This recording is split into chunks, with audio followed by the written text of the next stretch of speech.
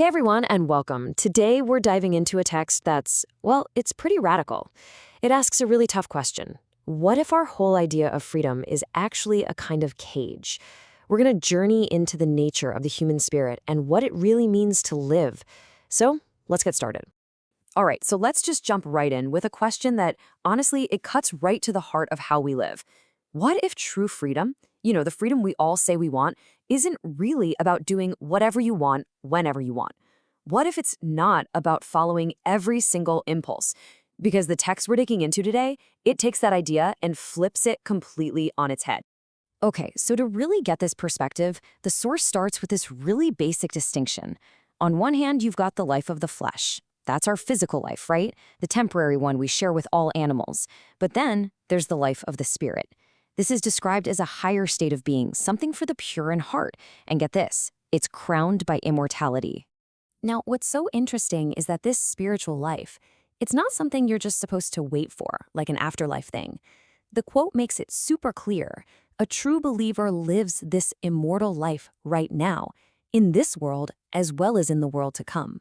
It suggests it's a state of being you can actually access today. So, if this spiritual life is our real nature, what does that mean for us, for our potential? Well, this is where it gets really beautiful. The text says that every single one of us is like a mine rich in gems. Just think about that. We're filled with treasure, just waiting to be uncovered. Let's dig into that idea of our divine potential. And the way this potential is described is, wow, it's powerful. It's almost mystical. The source says, "Man is my mystery, and I am his mystery." Just let that sink in for a second. It's talking about this incredibly deep, profound, and connected relationship between the Creator and every single person. So what does that mystery even mean? The source uses these amazing metaphors to describe what's hidden inside us. We're not just a body, we're a supreme talisman, a repository of the sign of God. And going back to that mine rich in gems idea, it's so important. The value is already there. It's not something we have to go out and build from scratch. I mean, that sounds incredible, right? A mine rich in gems. But it immediately brings up a huge question. If we all have this incredible potential, why aren't we all living it? What's holding us back? And that leads us right to our next topic, the obstacles that are inside of us. So the first major roadblock, according to this text, is our own mind. This quote, it's just so sharp. It says we often prefer a single drop of the sea of delusion over an ocean of certitude. And you have to ask, why would we do that? Well, sometimes those comfortable little illusions just feel a lot safer, a lot easier than facing the huge, challenging ocean of what's real. And that's the key thing here. These obstacles aren't out there, they're in here. The source calls them the veils of the self. It's about us clinging to things that aren't real, and maybe most of all, it's about our ego. You know that feeling, that need to be better than someone else, to get special treatment, to feel superior. Those are the very things that hide the treasure we have inside. Okay, so this brings us to what might be the most challenging idea in this whole thing. It's a paradox about freedom. It presents a path to liberty that is, well, it's completely the opposite of what you'd expect. So the argument kicks off with something we can all agree on. People want to be free. They desire liberty, and they're proud of that fact. And, on the surface, that seems totally normal, totally noble.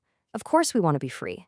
But then, boom, the text hits you with this just stunning response. To anyone priding themselves on wanting that kind of unlimited freedom, it says, "Such men are in the depths of ignorance." Wow.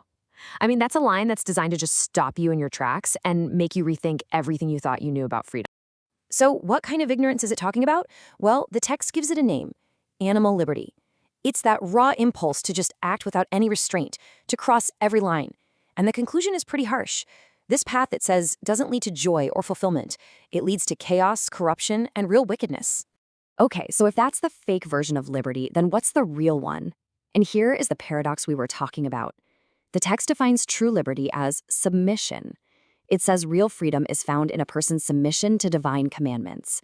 The idea is that you don't find freedom by breaking all the rules, but by perfectly aligning yourself with a higher purpose.